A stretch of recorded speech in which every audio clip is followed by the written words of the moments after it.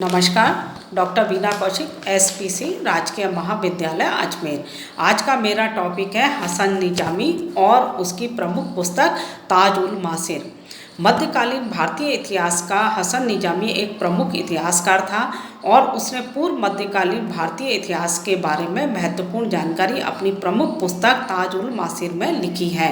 उसने कुतुबुद्दीन ऐबक की आज्ञा से ताज उल मासिर की रचना की और उस रचना में हमें देखें तो जिसमें 1192 से लेकर और 1228 तक की राजनीतिक घटनाओं का वर्णन हमें प्राप्त हो जाता है। ताज उल मासिर से मोहम्मद गौरी, कुतुबुद्दीन ऐबक, पृथ्वीराज थर्ड और इल्तुतमिश के बारे में जानकारी हमें मिलती है और इन जानकारी में प्रमुख रूप से राजनीतिक और सामाजिक इतिहास हमें मिल जाता है और उनके घटनाक्रम के बारे में जानकारी मिल जाती है।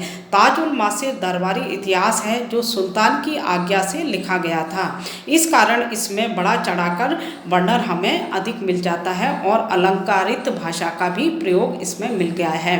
तो हसन निजामी जो है पूर्व मध्यकालीन भारतीय इतिहास का एक प्रमुख इतिहासकार है और जिस समय भारत में मुस्लिम आक्रमण हो रहे थे और 1192 में तराइन का द्वितीय युद्ध चल रहा था, ऐसी परिस्थितियों में हसन निजामी अपनी रचना में उनके बारे में वर्णन लिखता है। तो राजनीतिक उथल पुथल के और अव्यवस्था के समय वो अपनी ये रचना लिखता है। अब इस रचना की भाषा शैली क्या थी? इस रचना में लेखक ने अरबी और फारसी भाषाओं तथा गद्य और पद के बेजोड़ मिश्रण का उपयोग किया है।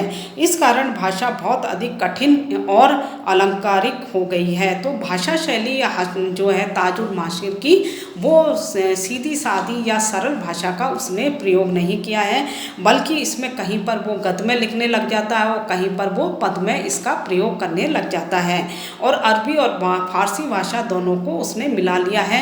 उपमा और अलंकारों का भी उसने प्रयोग किया है। जब उसने ये रचना लिखी उस समय की वो राजनीतिक इतिहास के बारे में भी वर्णन देता है।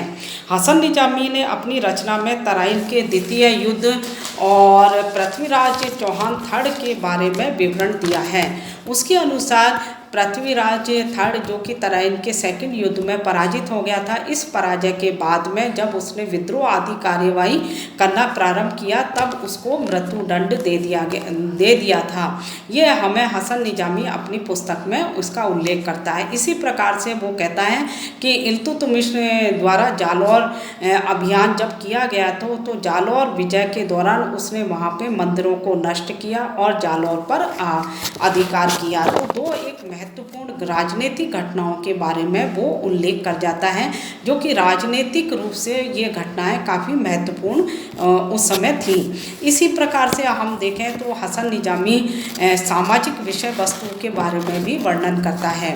वो लिखता है कि दरबार में विभिन्न प्रकार के त्योहार और उत्सव मनाए जाते थे और उनके बारे में वो वर्णन देता है। वह उस समय की तुर्की अमीरों के विभिन्न प्रकार के मनोरंजन के साधनों का भी उल्लेख करता है। साधारण वर्ग के रीति रिवाजों का वो संक्षिप्त में वर्णन देता है।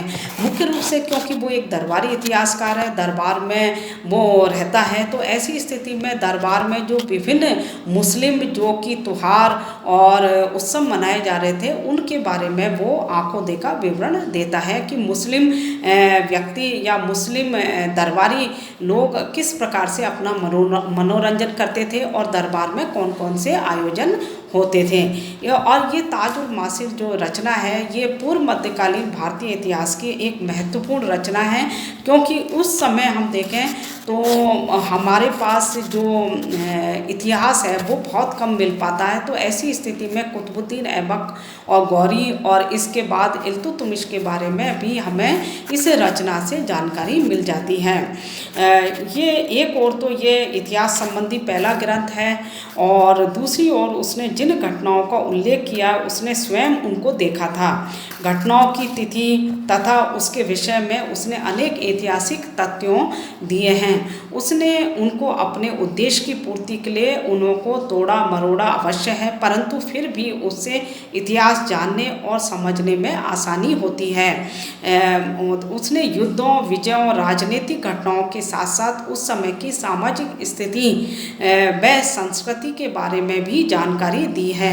तो हसन निजामी की जो ये रचना है, ये पूर्व मध्यकालीन भारतीय इतिहास के बारे में जानकारी तो दे रही है, राजनीतिक घटनाक्रम का तो उल्लेख कर रही है और कुतुबुद्दीन ऐबक की उपलब्धियों के बारे में भी वर्णन कर रही है कि वो लखदाता था, लाखों को जो भी उसके दरबार में आता था उनको वो अपने हाथों से उनको दान करता था।